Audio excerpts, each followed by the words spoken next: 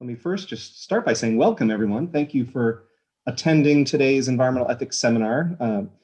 As I always introduce, this is a part of our environmental ethics seminar series, which are held every semester here at UGA, starting way back in 1983 when the Environmental Ethics Certificate Program was established. And that program, which we refer to as the EECP, is an interdisciplinary program that prepares students to synthesize ideas from a wide variety of perspectives to solve complex environmental problems, both in theory and in practice. And after 35 years, the program's still going strong, and certainly we feel like it's as relevant as ever to be focusing on environmental ethics and environmental problem solving. We've got 3 more seminars remaining after tonight this semester, and let me just highlight those real quick. On March 30th, Fausto Sarmiento is talking about the ontology of community-based conservation in South America, in particular the Tropandian mountainscapes and earth ethics issues there.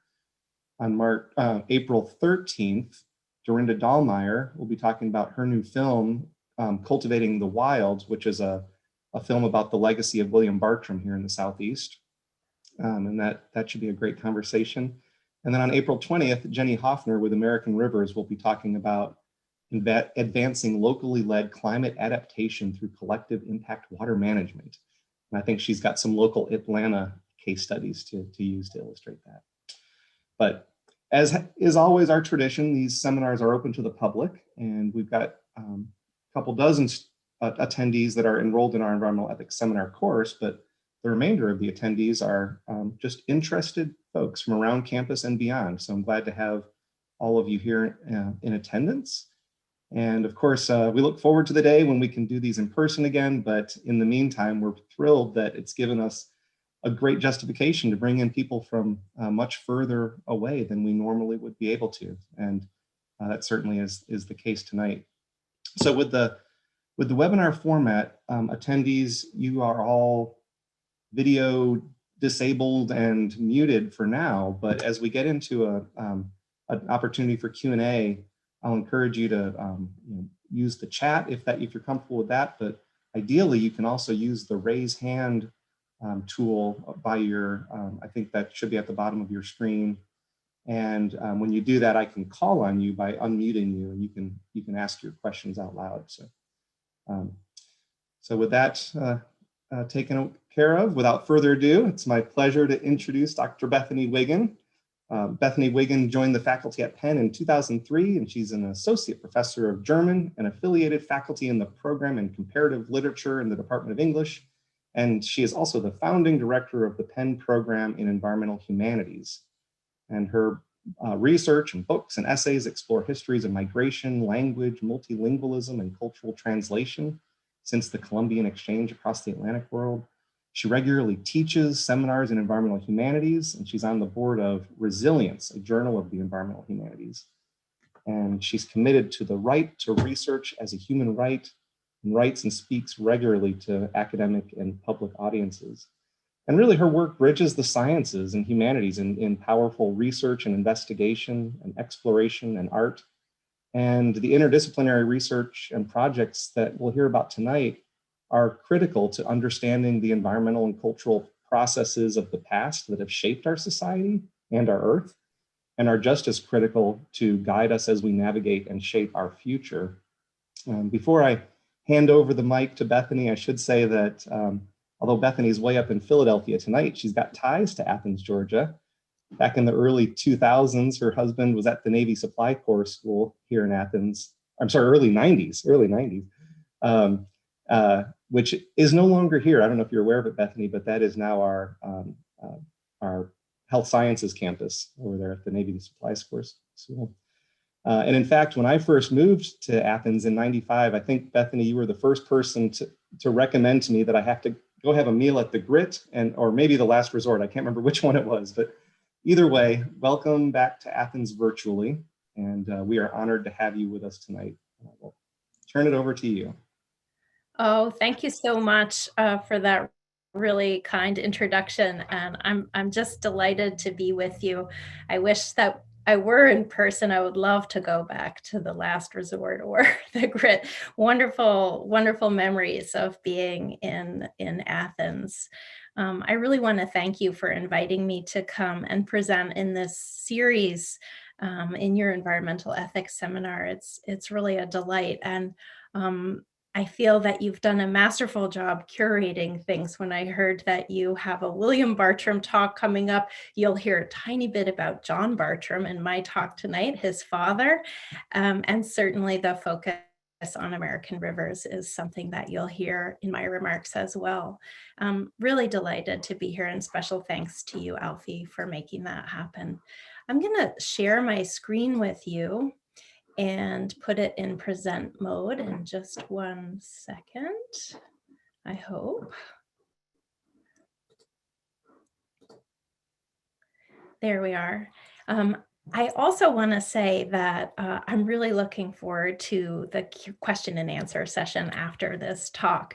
It's always a little disconcerting not to be able to see who I'm talking to, but I understand in the question and answer period, I will be able to see you and hear your questions and respond to them, which is going to be a real treat for me. Okay, here we go.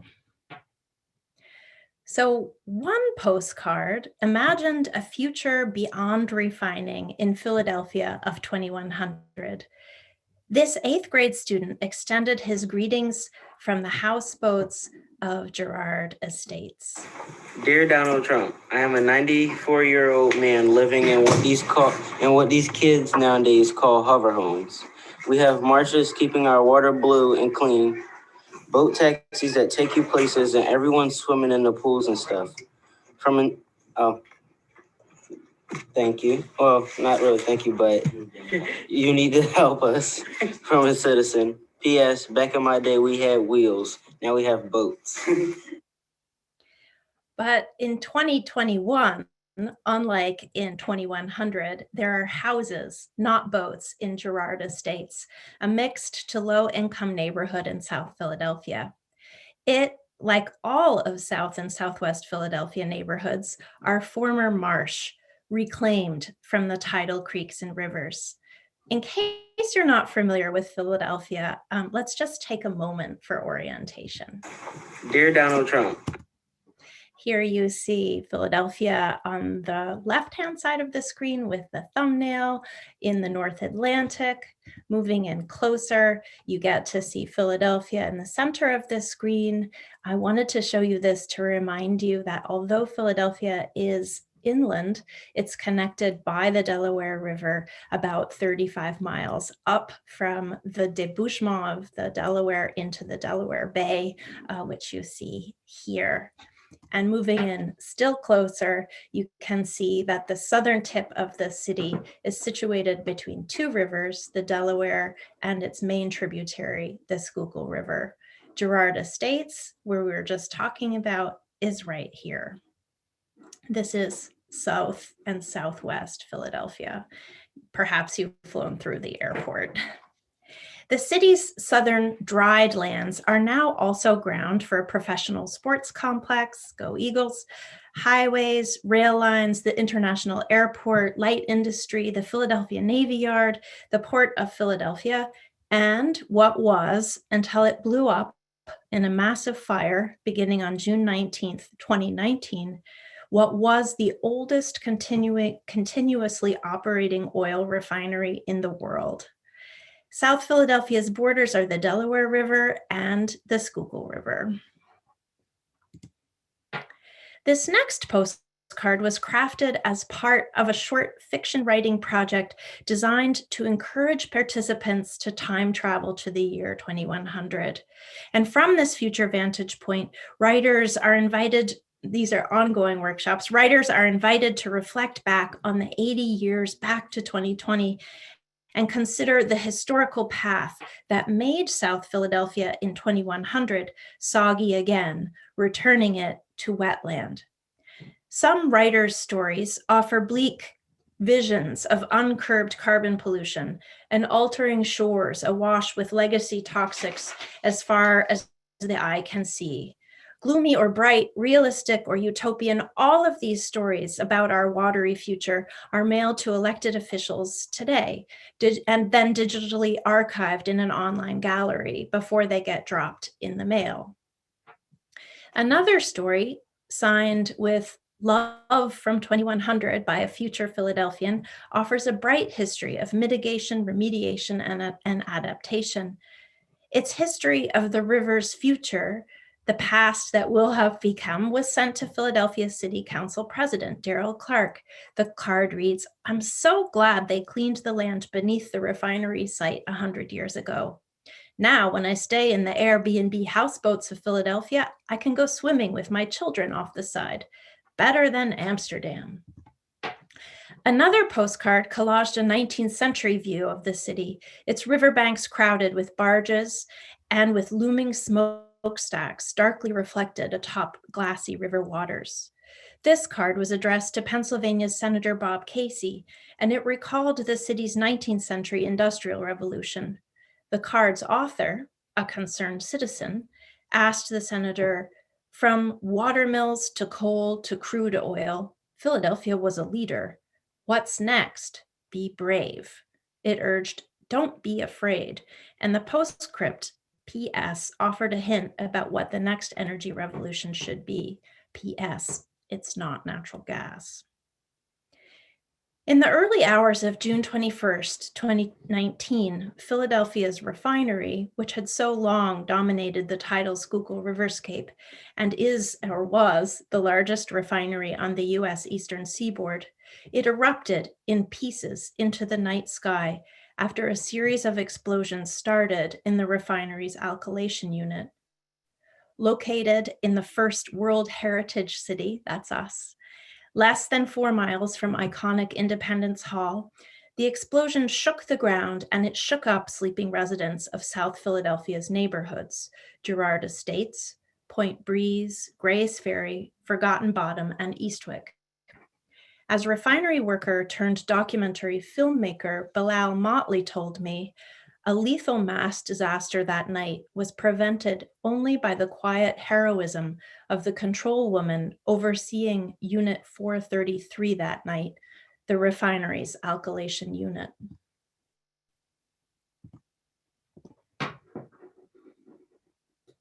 Like, I got a son on the way in October, acid, unit on fire, shit.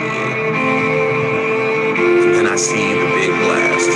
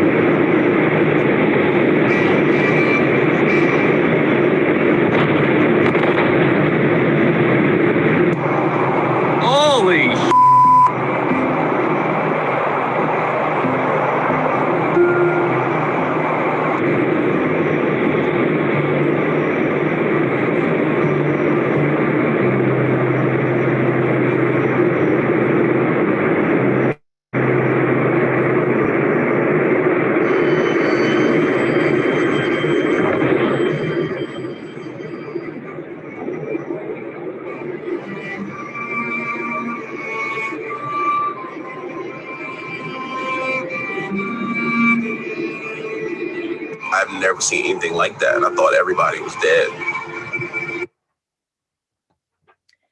Several days later, the refinery's operator, Philadelphia Energy Solutions, declared bankruptcy. In February 2020, now roughly 1 year ago, the bankruptcy sale was completed.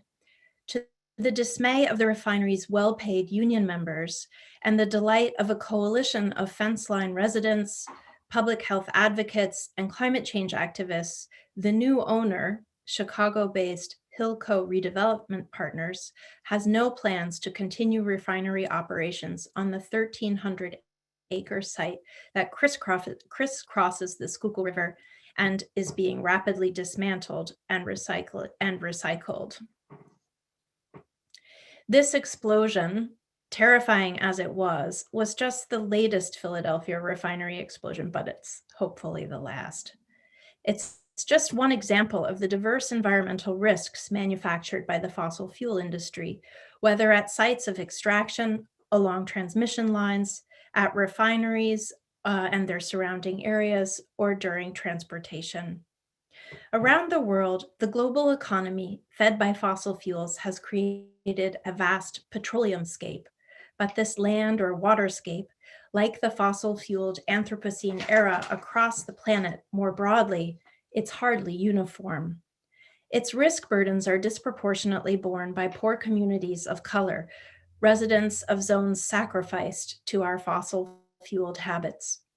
Despite decades of advocacy work by residents, activists, and elected officials, sacrifice zones lack meaningful environmental data. For the low-lying neighborhoods along Philadelphia's two major rivers, the Delaware and the Schuylkill, and for the rivers themselves, little environmental data, present data or past data, it doesn't exist. And during the heavy rainfall events that now occur in Philadelphia with increasing frequency, the city's combined sewer system overflows, dumping untreated waste and stormwaters into the rivers, including surface and groundwater from the refinery laced with LNAPLs, or light non-aqueous phase liquids, including benzene, toluene, xylene, and the other hydrocarbons used in the refining process. Nonetheless, no pollutant load data exists. In the glaring absence of this and other environmental data, the risks presented by legacy and ongoing pollution are, except in these moments of spectacular explosion, most often forgotten. Lives built on the dried grounds of South Philadelphia are preyed upon by slow violence. So in my remaining remarks, and then in conversation with you this afternoon, we'll focus on South Philadelphia's waterscapes and on the tidal Schuylkill River in particular, a place I've described elsewhere as the cradle of global petromodernity. We'll explore the sacrifices made to dry these wetlands, exploring how and by whom this former marshland has been made into a forgotten place. And then in my talk's second half, I'd like to show you a small set of interrelated community-based participatory research projects designed to document residents' lived experiences. Humans' experiences of life with a refinery are glaringly absent from existing environmental data collected across levels of governance, and they have been actually suppressed by legislative fiat from the Schuylkill Valley's official historical record. These projects are documented in a living archive for this forgotten river. Under the umbrella of the Schuylkill Research Corps, it's a kind of rhizomatic structure composed of university-based researchers working across disciplines, of city residents, of advocacy groups and artists. We've made collaborative projects and generated an open access living archive of and for a river. Together, researchers both in and beyond the university insist that who creates data and how data are stewarded matter. We don't have much historical data about the Schuylkill River, but the data we do have sheds light on the historical processes by which this river was effectively turned into a data desert. So in the second part of my talk, we'll move away from environmental history and explore these ongoing research projects like the Postcard writing project with which I began. The projects together aim to foster community-based research collaboratives to generate richer data streams. So now for some history. A nostalgic essay published in the popular American magazine Scribner's in 1881 described a day in the marsh. It offers glimpses into how the gradations of wet and dry were rapidly changing in South Philadelphia, then known as the Neck. Lines, that crucial technology, that crucial cartographic technology so needed to create a river, lines were being drawn to separate wet from dry and so create solid ground from a soggy marsh. And I'll read to you this quote from the article. The Neck shows many signs of modern improvement. Oil refineries are not unknown, and in many places, whole plantations of the primeval Jamestown weed, have been destroyed by the loads of refuse from the soap factories that have been cast upon them.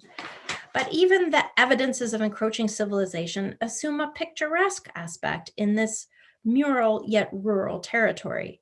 The spatterdock may disdain to show its spiky leaves in the rainbow-hued pools that surround the oil refineries, but the scrub willow grows in clumps, and the Jamestown weed, crushed to earth, raises its ribbed white bugle among heaps of rubbish, though it cannot follow the blue flag into the half-dry ditches by the roadside.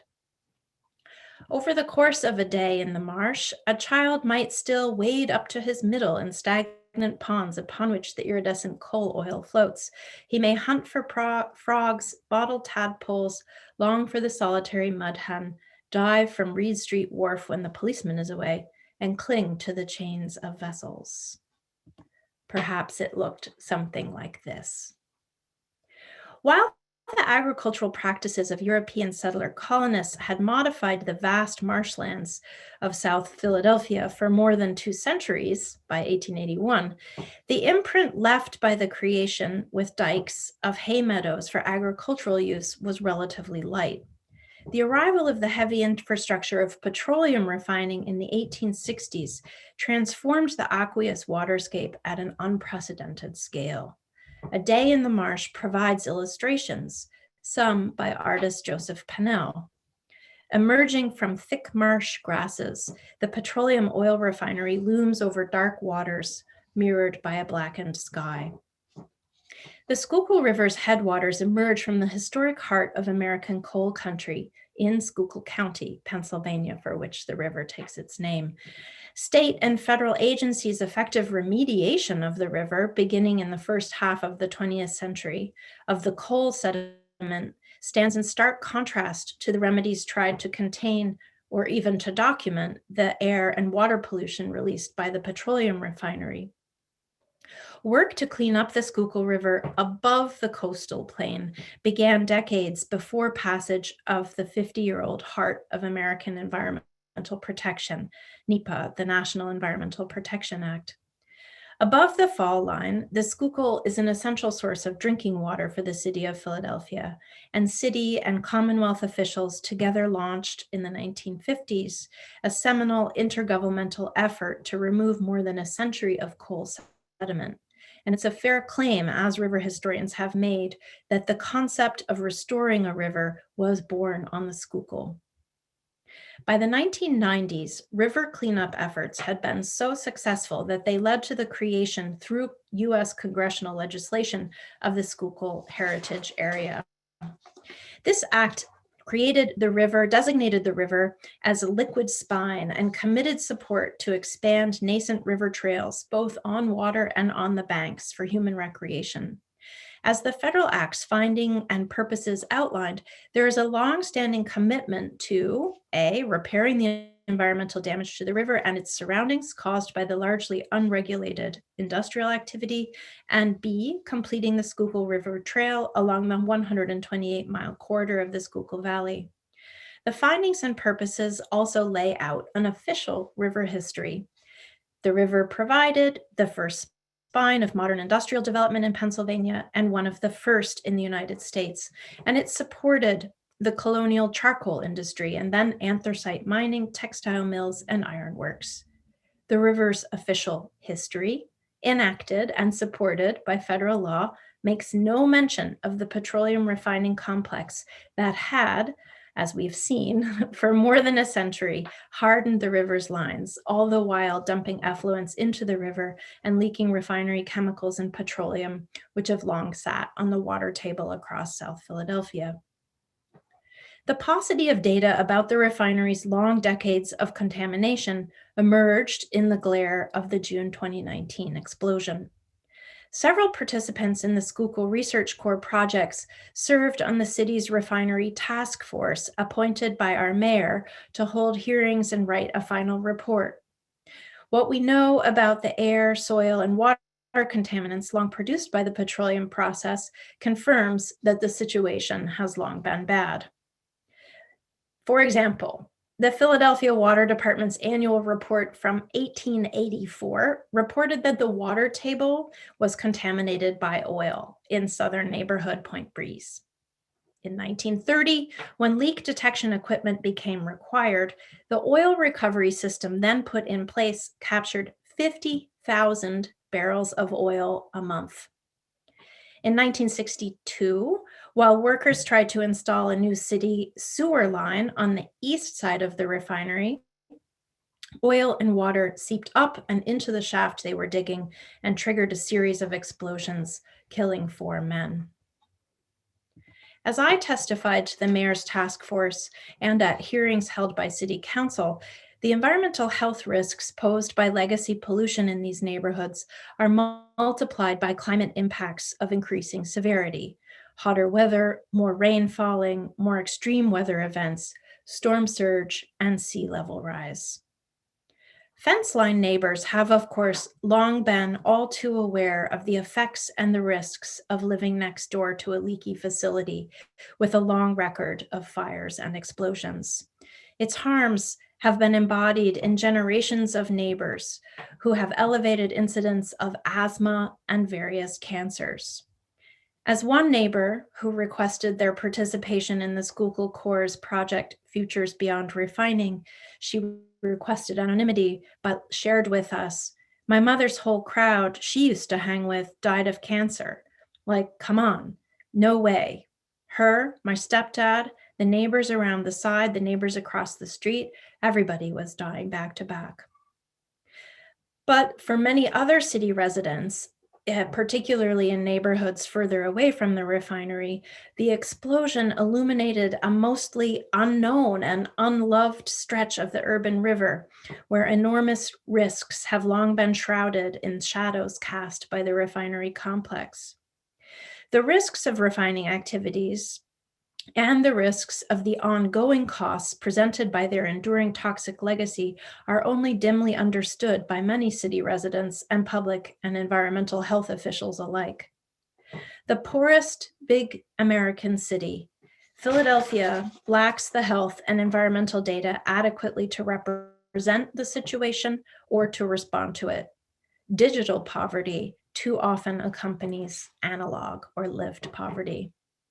This impoverished data environment, lacking in both quantitative metrics or qualitative narratives, contrasts sharply with the vibrant data streams generated about the river and its watershed above the fall line, collected and studied by the Philadelphia Water Department and other governmental and paragovernmental initiatives, including the Delaware River Watershed Initiative. This portion of the river above the fall line, where the river is no longer tidal, this portion provides a major source of drinking water for Philadelphians and is well monitored by the city's water utility. Yet where the river is tidal, the refinery has effectively turned a marsh into a data desert. The data desert created by the refinery and its pernicious effects on surrounding residential communities and river life have only been exacerbated by the declaration after 9/11 that oil refineries are sites of national security. And I just want to show you this screen grab from the EPA's EJ screen, in which you see the refinery properties simply grayed out. There's no data available. Despite the repeated decisions made to sacrifice the refinery's local environment and to effectively forget the neighbors who live there, because this refinery used hydrofluoric acid, or HF, as its catalyst, federal law required it to file a risk management plan every 5 years with the EPA. The risk management plan, or RMP, to read one, you must obtain permission from the EPA because it's describing a national security asset. And you can only read the document in print in a designated reading room in an EPA library, supervised by a librarian trained to handle RMPs. It took me 4 attempts to get to the document, but I did eventually get there. The RMP, prepared by Philadelphia Energy Solutions and received and certified by the EPA in 2017, identified 1 million people as living in the refinery's blast zone. This is not typical. This is not atypical for refineries. And there's a refinery across the Delaware River identified as having 3.5 million people in the blast zone. So good that this refinery is closed, but hardly the end of the story. What was puzzling was that the city's initial emergency management response contained no mention of HF. It was almost as if it was so secret they hadn't known about it. And while the refinery continued to burn, residents were simply told to shelter in place. Later, as the title of the report prepared for the city by its then managing director and the fire commissioner titled it, "We had a close call." The RMP profiles 20 refinery sites or units that handle processes identified as program level 3. Those are processes that pose the highest, quote, potential for offsite consequences associated with release. Each confronts major risk hazards.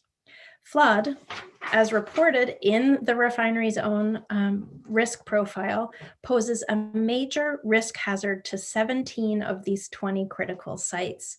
That is 85% of the program level 3 infrastructure. But actually, the flood risk to the vast refinery lands is considerably higher than stated.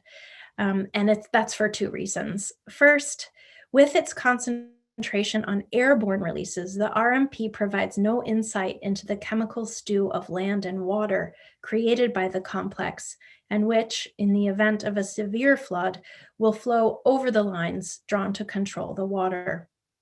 Secondly, in making the odds of flood worse still, I wish I had better news for you. The RMP's modeling relied on maps whose lines were drawn before accounting for climate change and its current accelerating pace. As in other more famous refining cities also built out of wetlands, think of Houston, the occurrence of so-called 100 or even 1,000-year floods in consecutive years has evacuated meaning from those names. They're not 1,000-year floods if they're happening 3 years in a row. And the flood maps that generated them are no longer helpful. This is true in Philadelphia as well, where it's getting much wetter. By 2040, flooding along the Delaware River is more than 50% likely to exceed 4 feet above high tide. Other risk scenarios put high tide floods at 9 feet, but what these floodwaters will mix with is totally not understood.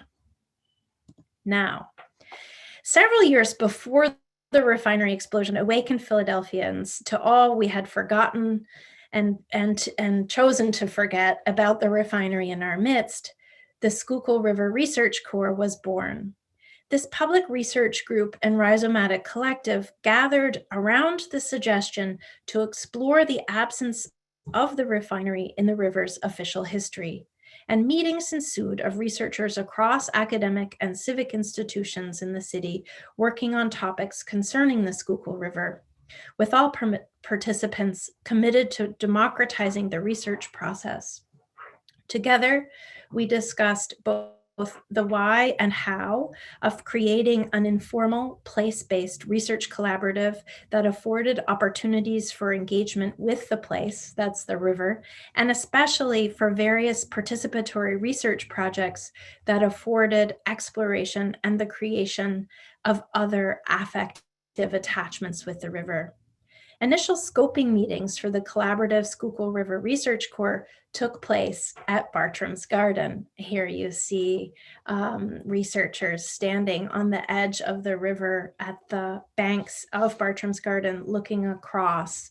You can just see in the distance 3 sort of round tanks that were part of the refinery complex. The Corps' vision, I think, took inspiration from Bartram's Garden itself.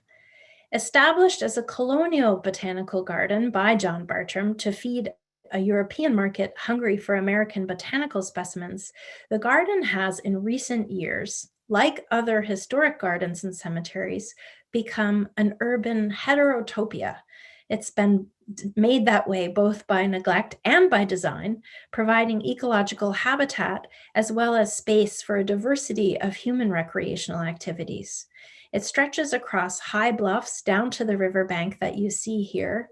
And on those banks, you'll see there's an improvised boathouse as well as a city dock which provide the sole public access point to get on the river in South Philadelphia and facing the former marsh. From the Garden, downriver to the debouchement of the Schuylkill into the Delaware is 6 miles. It's a lonely stretch of water between tidal mudflats bordered by hardened embankments filled with riprap, and one tiny patch of spatterdock flourishing in a pilot riverbank restoration project undertaken by the Garden. Our group, the Schuylkill River Research Corps, we knew that the creation of conventional research data alone, whether historical data or actual data, quantitative or qualitative data, would not be our primary aim. We were mindful of what anthropologist Tim Ingold has warned, quote, "With all the data at our fingertips, we think we know what can be known, yet knowing all, we fail to see or take counsel from the world itself." Our shared commitment to engage in community-based research generated a series of questions. How can research be made with a river and its many lives, both humans and non-human lives? How can river research be shareable with diverse audiences? What publicly engaging forms might expressions of our collaborative research take? The River Corps group wanted data gathered to circulate with and in the community the data describe. To begin to remediate a river turned into a data desert, new data would first need to be co-created with and for the river and its many lives, including the residents of the refinery's sacrificed zones and its forgotten places. Our group's initial ideas for research creation ranged from water-based mapping projects to the creation of tours highlighting invasive plants introduced as cornerstones of earth stabilization in large infrastructure projects in the 20th century. We also thought of documenting collective narratives drawn from personal stories and memories, designed to document the past, explore the present, and envision the possible futures of Philadelphia's urban waters. This living river archive has, since its creation in 2016, proven useful not only as an open research repository, but also as a teaching tool in formal and in informal classroom settings as diverse students consider, both figuratively and literally, how to archive a river, and then to contribute their own research materials. So fundamental to the various projects now underway or archived in the collection are some very big ontological and epistemological questions, including what is a river? How do we know it?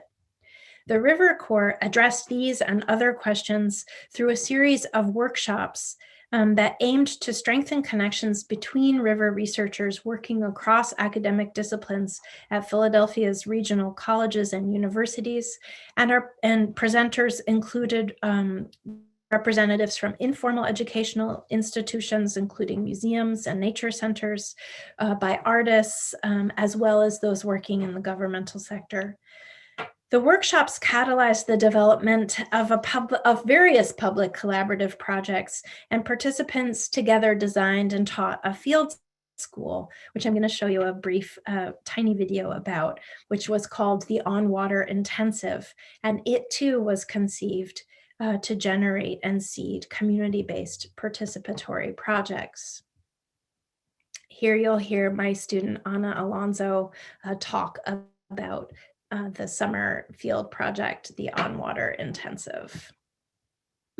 I think a lot of the exercises that we did at the On Water Intensive were really geared toward promoting this bi-directional flow between community members and research. So on the one hand, having community members use the research in various aspects of the Schuylkill River and their projects, whether that be creating educational materials or helping people understand their health as it relates to the river.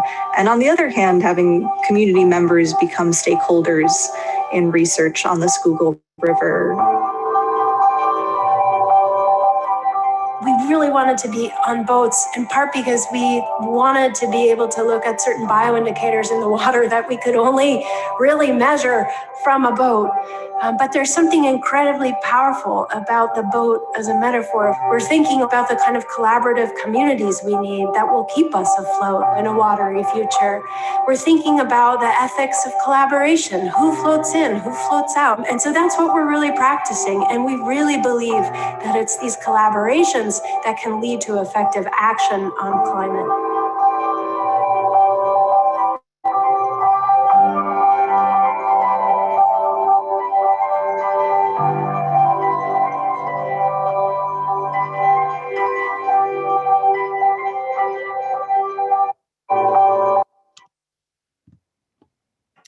So emerging out of that on-water summer field school, several River Corps projects aimed explicitly at documenting and exploring experiences of living with the refinery and with river waters forgotten by the river's official history. Here you see one example. The Eastwick Living History Project gathered oral histories by longtime residents of Philadelphia's neighborhood that is at the lowest sea level elevation and in places actually below sea level. Eastwick's bounded by water on three sides, the Schuylkill, the Delaware, and Cobb's Creek. Eastwick is among the most vulnerable to sea level rise, and in addition to human residents, it houses large swaths of oil refinery infrastructure, including a massive tank farm and many pipelines. It also hosts 2 designated Superfund sites where historic landfills have leached toxics. It is also home to the nation's first urban wildlife refuge, the John Hines National Wildlife Refuge at Tinicum in the Tinicum Marsh. With the support of staff at the refuge and the leadership of Eastwick Friends and Neighbors Coalition, neighbors shared with us oral histories. Student archivists then ensure the stories transfer to the living archive with the contributors' desired privacy settings.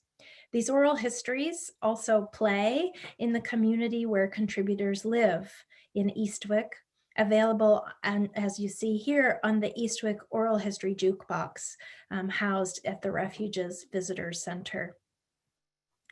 Other Eastwick neighbors, sisters Margie and Nancy Cobbs, their oral history explores the radical uncertainty that water poses when it floods reclaimed landscapes. And their story provided an important touchstone and reference for expert testimony delivered to the mayor's refinery task force. When the refinery blew up in June 2019, the River Corps then launched a project inspired by Margie and Nancy Cobb's experiences of the uncertainty of life with water in the former marshlands of South Philadelphia. Highlighting neighbors' experiences of uncertainty, Futures Beyond Refining aimed to address the data poverty generated by the official forgetting of the river's history. In recalling and recovering willfully forgotten histories, this ongoing project connects them directly to different possible futures that re-story the river. Like work in the environmental humanities more broadly, this project aims to inhabit a difficult space of simultaneous critique and action. It brings together university and neighborhood partners to co-ideate project goals. Working together at a local school, partners first set a goal to develop a refinery fence line tour that would be scripted by the students and the neighbors together, but guided by the neighbors, and making both live and digital versions of the tour available. Organized together with neighborhood organization Resident Action Committee 2, the tour drew on oral histories contributed by neighbors with additional research, communications, and production support supplied by the university-based researchers. Meeting at a school directly next to the refinery, all participants agreed they wanted to develop the project in ways that would allow school-aged children to get involved. And I'm going to show you a little bit of the tour here. It's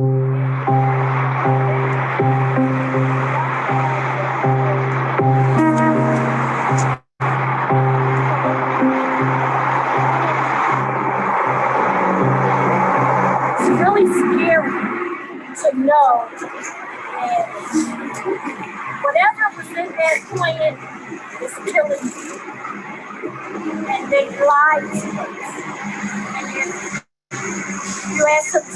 it, they'll continue to lie and say it's not harmful. Oh, it is harmful, very harmful. If they're closed down, why are there still fumes coming out of, so what they said was, oh, they're cleaning the pipes over there. It's not hazardous. They told us it wasn't hazardous.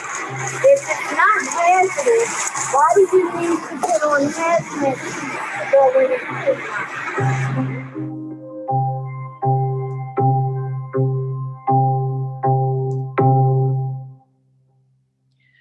So tour leaders and university-based researchers' shared desire to engage with school kids also prompted the creation of that speculative postcard writing exercise that you've already seen several examples of.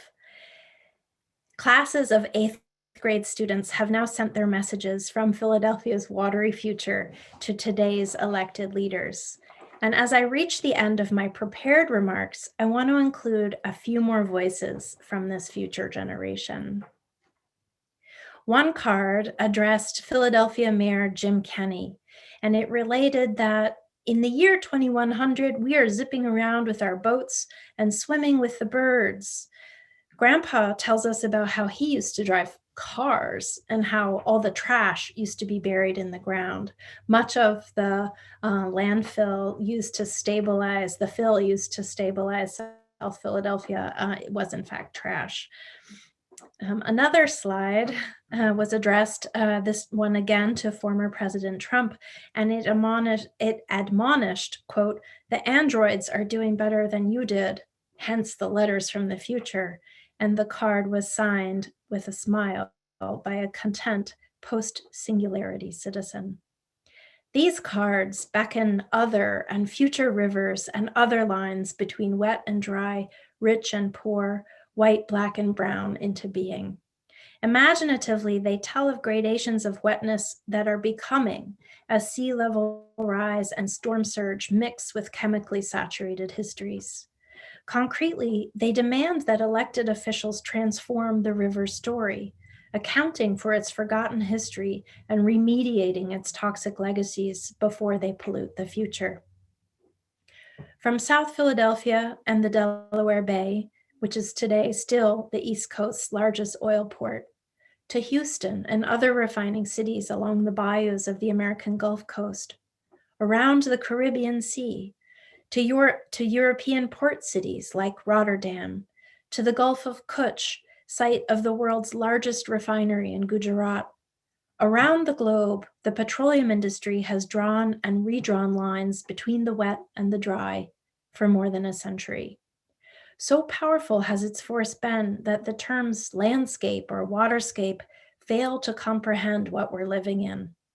In South Philadelphia, we've forgotten the marsh and have been living oil since the 1860s. In the officially unacknowledged and underregulated name of oil, we've sewered creeks and streams, consolidated riverbanks, and dried out marshland in support of refineries' heavy infrastructure and the vast transportation network it requires. Today, these areas are especially vulnerable to heavy rains and other extreme weather events, to storm surge and to sea level rise, all of which multiply existing harms to frontline communities living in sacrifice zones. Suppressed from official histories and in the absence of adequate regulatory oversight, toxic legacies are returning. Today in Philadelphia, we are asking, what might the significance be, both symbolic and material, of the closure of the world's oldest refinery complex? It's a hopeful sign, I think. And we're asking, how might this closure invite possible futures for the many people and other critters who live along and on or in the two major rivers, countless historic creeks, and historically vital marshlands on which the refinery was sited? What might futures beyond refining look like in a dried petroleum scape ever more vulnerable to extreme rain events and sea level rise? Will we write happily from the houseboats of Girard Estates? Will our grandpas dream of cars they used to drive? Will we have been brave? Will androids do it better? Thank you. I look forward to your questions and our discussion.